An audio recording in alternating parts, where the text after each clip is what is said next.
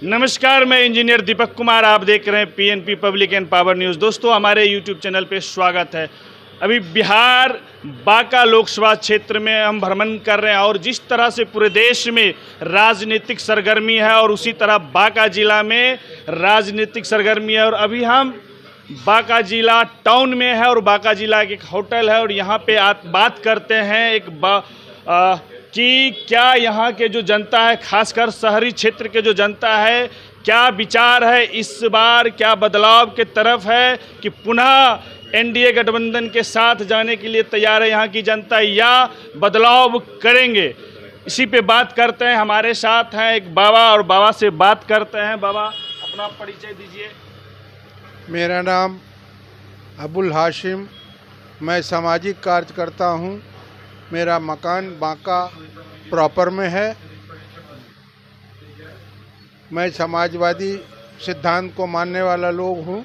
जी, मतलब आप समाजवादी राजनीतिक में किस दल, मतलब पुराने नेता रह चुके हैं?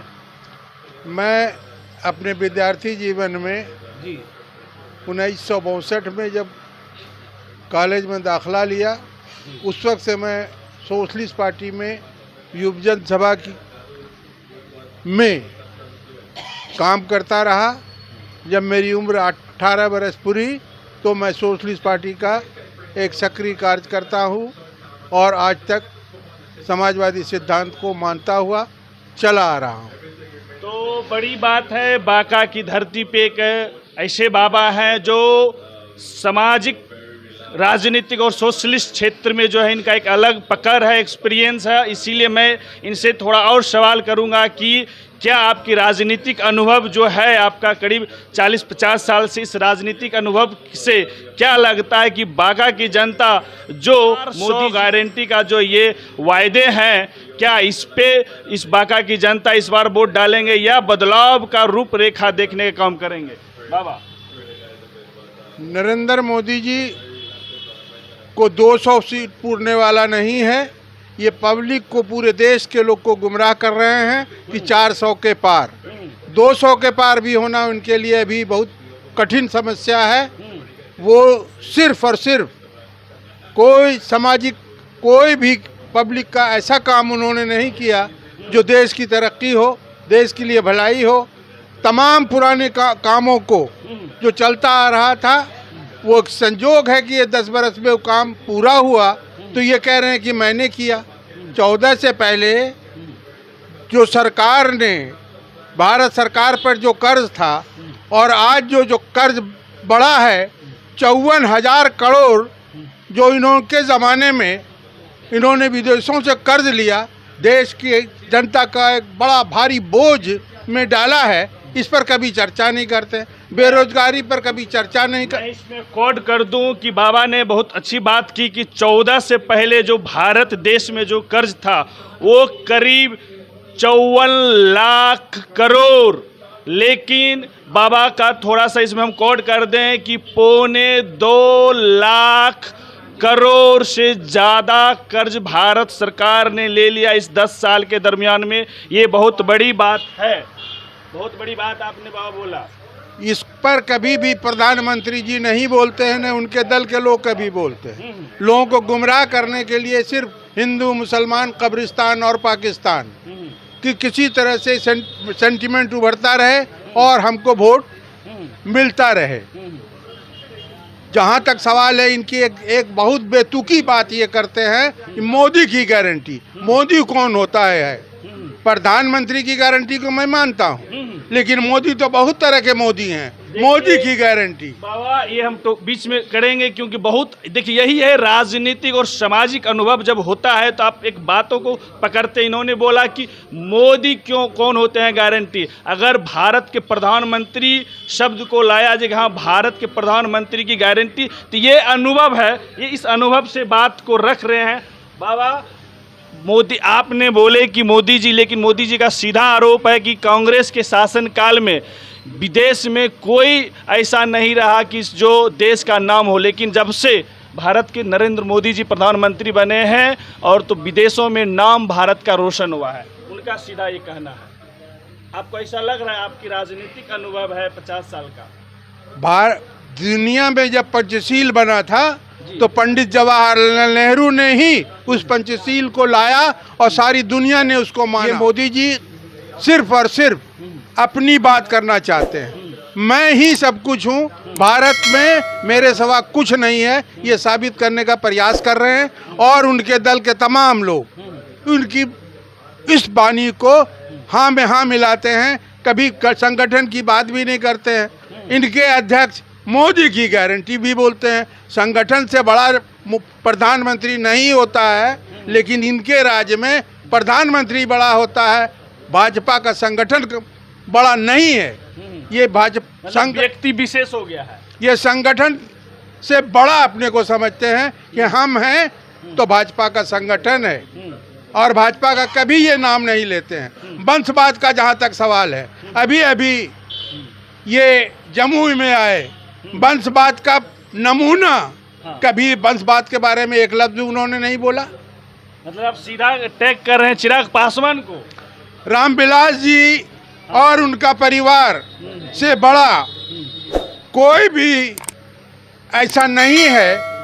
लालू पर इल्जाम लगाया जा रहा है। वंशवाद का पोषक है मोदी जी, जो रामविलास को के बेटे को, चिराग पासवान को और उनके दामाद को, उनके फलाने को, उस ये सोचता नहीं है। मुंगेर में तो बोलना चाहिए था कि वंशवाद का विरोध करिए, लालू का विरोध सिर्फ करिए, ऐसा नहीं हो सकता है। मोदी जी मतलब आपका कहना है कि अपने घर के अंदर भी झांक के कितने वंशवाद हैं। को देखना चाहिए उनको। तमाम लोग वंशवादी हैं। उनकी थ्योरी में कि वंशवाद उसको कहते हैं जो सत्ता में बैठा रहे, जिसकी हुकूमत में हो, उसका बच्चा राजनीति नहीं करे। तो बाबा आप तो बहुत बात बोल रहे हैं, लेकिन मोदी जी का सीधे कहना है कितनों विपक्ष राग जाप ले, लेकिन विपक्ष मोदी जी का जो 370 धारा हमने हटाया, हमने 3 तलाक हटाया, हमने जो देश में कार्य किया, हमने जो 10 साल में देश को एक विकसित ओर ले जा रहे हैं, उस तमाम बातों पे वो आपके विपक्ष को तो सीधे घेर रहे हैं। मोदी जी को ये समझ में आना चाहिए कि 370 किसकी वजह से लगा था। वो सोच रहे हैं कि कश्मीर का मसला है, मुसलमान हिंदू का सवाल है। जब राजा हरि सिंह इस भारत में नहीं मिल रहे थे, जब पाकिस्तान का अटैक 48 में हुआ, तो हरि सिंह जी ने इस कानून को लाने की बात की। उसी मुआहदे पर 370 आया था। मुसलमानों से इसका कोई लेना देना नहीं है। मोदी जी गुमराह कर रहे हैं देश को कि 370 हटा के। ये व्हाट्सएप यूनिवर्सिटी के जो युवा जनता है, आप समझिए कितने अनुभव और कितने इतिहास के बड़े बात बोलने के बाद क्या कि 300 धारा जो लागू हुआ था जम्मू कश्मीर, किस बातों से लगा था, क्या उस समय का सिचुएशन था, वहाँ के उस टाइम के जो राजा थे वो भारत में विलय नहीं करना चाह रहे थे, जिसके वजह से उस टाइम के वर्तमान प्रधानमंत्री जवाहरलाल नेहरू जी ने अब इस चीज़ को नियम को लागू किया और संविधान से धारा 370 धारा को लाके जो है जम्मू कश्मीर को भारत में शामिल करने। बहुत बड़ी बात है ये चीज़ है। व्हाट्सएप यूनिवर्सिटी जो बीजेपी का चलता है, जिस यूनिवर्सिटी से लोग जो है गलत न्यूज़ पाके और अनेकों तरह से अफवाहों में फंस जाता है, तो बहुत बड़ी बात है बाबा। लेकिन बांका का आप निवासी हैं, बांका की जनता का इस बार क्या मूड है? बांका की जनता इस बार मोदी जी के धोखेबाजी में और नीतीश जी के धोखेबाजी में नहीं आने वाली है। तमाम लोग लालू और इंडिया गठबंधन के साथ यहाँ की आवाम है, यहाँ की जनता है, उसका मूड बन चुका है। किसी भी परिस्थिति में आरजेडी का कैंडिडेट जो जयप्रकाश नारायण जी हैं, जो इस बांका में इससे 5 बरस पहले जब एमपी थे, तो उनका जो कार्य है जो हुआ, उसका भली भांति सारा कंस्टिट्यूएंसी मानता है कि वो काम के लोग थे। आदरणीय गिरधारी यादव जी जो वर्तमान एमपी हैं, उनके बारे में कि इन्होंने काम ही नहीं किया, और सच में कुछ काम सामने नहीं आया। उनके जयप्रकाश तो कहना है कि जो 80 और 81 जो आप पुल का नाम गिना रहे हैं, वो लोग कह रहे हैं कि उनका है ही नहीं, बुलाए ही नहीं है। अगर बेशरम के तरह मोदी जी जैसे झूठ बोलने का पोटारा है, उनके मानने वाले भी ऐसे झूठ बोल रहे हैं। ये तो रिकॉर्ड की चीज़ है, देखने की चीज़ है कि कब बनाया और किसके रिकमेंडेशन पर बना। ये पुल आदरणीय जयप्रकाश नारायण जी के रिकमेंडेशन पर और उस वक्त तेजस्वी जी उप मुख्यमंत्री थे, उनके समय में तमाम पुल जयप्रकाश जी के प्रयत्न से, मेहनत से प्रपोजल हुआ और बन के तैयार हुआ। तेजस्वी यादव जी जो रोजगार दिए हैं कम समय में 17 महीने के अंदर 5 लाख, क्या इस पे युवा का वोट तब्दील होगा? निश्चित रूप से ये लोग परेशान हैं कि तेजस्वी की कम उम्र में, ये 17 महीने के कार्यकाल में 20 के विधानसभा के चुनाव में जब तेजस्वी जी ये कहते थे कि हम गद्दी पर जब बैठेंगे, अगर मेरी सरकार बनेगी तो मैं 10 लाख का लोगों को रोजगार दूंगा, सरकारी नौकरी दूंगा, लेकिन समय नहीं मिला, नहीं हुआ। और जब उस चुनाव के दरमियान में नीतीश कुमार जी ने ये कहा कि वो अपने बाप के घर से लाएगा पैसा, बिहार के पास पैसा नहीं है, कहाँ से बहाली होगी।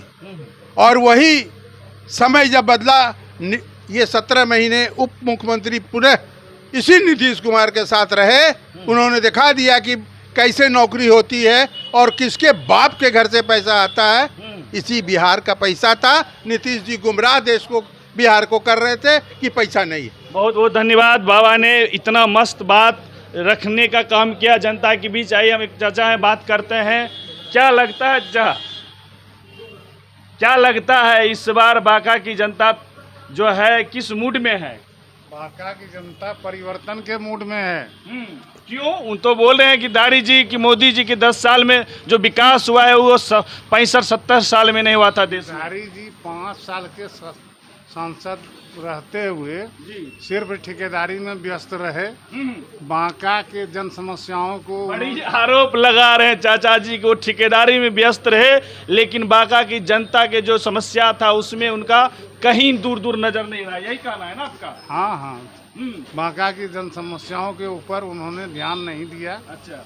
न बांका को किसी तरह का विकास किए। नीतीश जी के जाने के कारण ही आज वो एनडीए में है। उनका असर उनके चुनाव पे पड़ेगा। और मतलब नीतीश कुमार जो पलटी मारे हैं जो 3 बार, मतलब वो असर करेगा निश्चित रूप से करेगा।